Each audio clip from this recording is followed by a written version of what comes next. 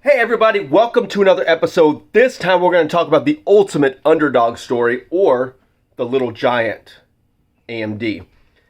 After the Computex announcements on Monday, and watching a lot of the videos and reading the articles and studying up on what they're doing, one of the biggest things that have really appealed to me, especially with some of these YouTubers actually calling it out, is the underdog story. And in my opinion, how Lisa Su should be listening to or walking out every time she comes out on stage to Eye of the Tiger. Because she is the underdog, all right? So is AMD. They still are. A lot of people are still not giving them credit, especially if you pay attention to the market. And I still don't understand why. They literally came out on Monday, Tuesday night, and dropped the mic on everybody. That's literally what they should have done. Just showed the videos, talked about it, dropped the mic, walked up the stage, didn't even do a media. Be like, look what we just did. All right. Years and years ago, pre-Ryzen in 2017, AMD was on the verge of bankruptcy because of years and years of bad decisions, contracts with global foundries and their bad nodes, bad leadership, and the most important part, anti-consumer situations from NVIDIA and Intel. In the early 2000s, AMD was doing really, really well. But it was prior to your Reddit, your Twitter, and all your social media platforms where people can learn the truth and see what's going on. Well, all people had were the headlines, if they even had time to read the whole body. And Intel was able and willing to pay companies to not use AMD's superior product. And it finally started to catch up to them as the mid-2000s and later 2000s came, and they came out with the Phenom series. And the Phenom 1 was an issue. Between that and their contracts with global foundries, which is very subpar compared to Intel and TSMC, they continued to stay behind. They purchased ATI, which is Radeon. At the time, nobody realized how much debt and how many issues ATI had, even though for years they actually had superior products. Then continued issues continued to happen. Bad decisions. NVIDIA, like Intel, being very anti-consumer while still making great products. All right? Not many companies can say that. Apple, NVIDIA, and Intel. Companies that make good products but are very anti-consumer in their marketing and a way of keeping people in their ecosystems and paying companies to not do certain things for them. They got Lisa Su. They brought back some of their older engineers like Jim Keller. They designed Ryzen.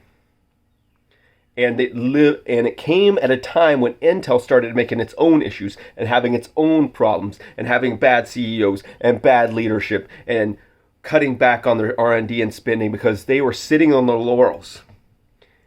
And with a combination of the best CEO, in my opinion, in the tech industry and a crumbling infrastructure and leadership team at Intel, AMD is now at the top of their game, curb stomping Intel all over the place, no matter where they are, whether it's the embedded market, the server market, now the consumer market, the laptop market, it doesn't matter what market it is. They continue to grow and just bring it to Intel.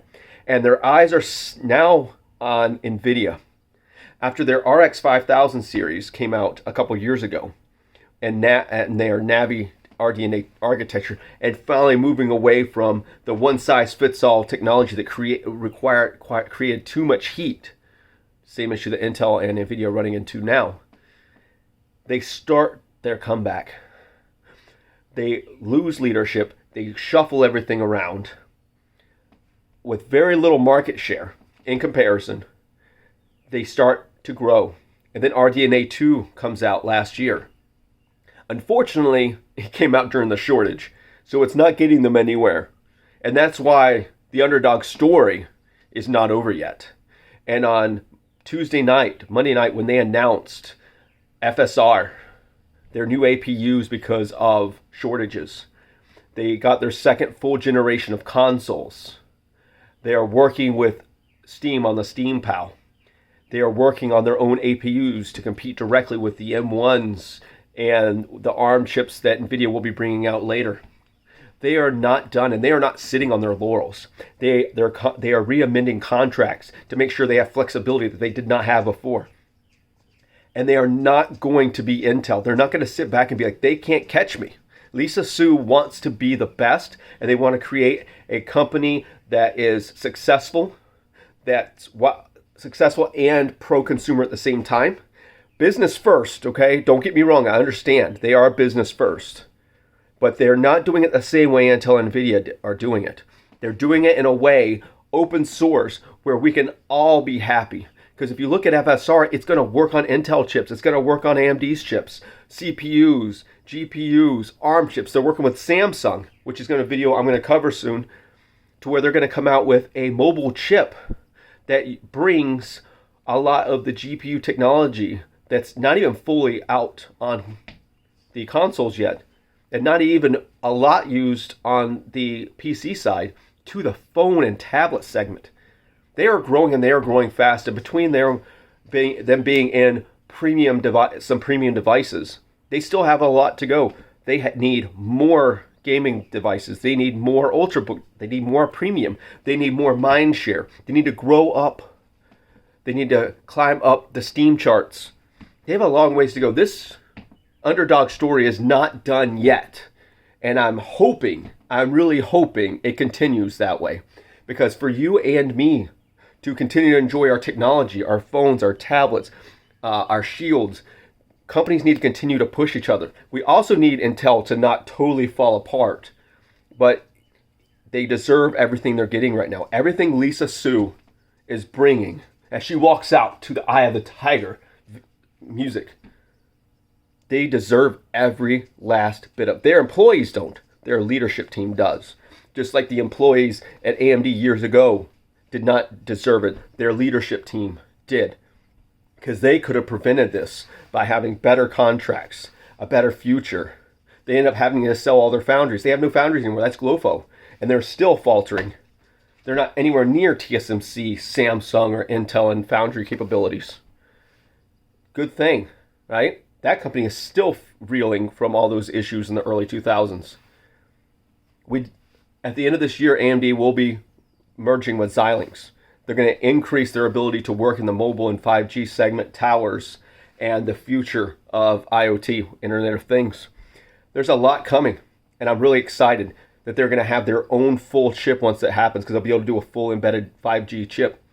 And hopefully some of their technology will be in a lot of these embedded SoCs going forward in your phones. Tell me what you guys think. I know this is this was a pretty long video, but I really wanted to get it out there. There's probably a lot more things to cover. AMD's only a year shy of Intel's longevity. A lot of people have no idea who they are. Every day they come in, I don't know who this company is. Okay, I'm the expert. I'm the expert, right? If I'm telling you to buy this, you should buy it. It still doesn't work. Sometimes you have to let people buy Intel. Sometimes you don't have enough AMD products. There's not enough AMD 16 gig models for customers that want 16 gigs of RAM and a 512 gig hard drive. It's not there. They have a long ways to go. Tell me what you guys want to see next. What other company you guys want to see compete? We need more competition. It's not just AMD, Intel, NVIDIA, and then whatever, Qualcomm and Broadcom are doing out there. Who else do we need to come into the segment? Who do you guys see the top dog in the next 3 to 5 years? Tell me what you guys think about Lisa Su and the future of AMD. Is this going to continue, or is this a short-term situation? Thank you very much, and take care.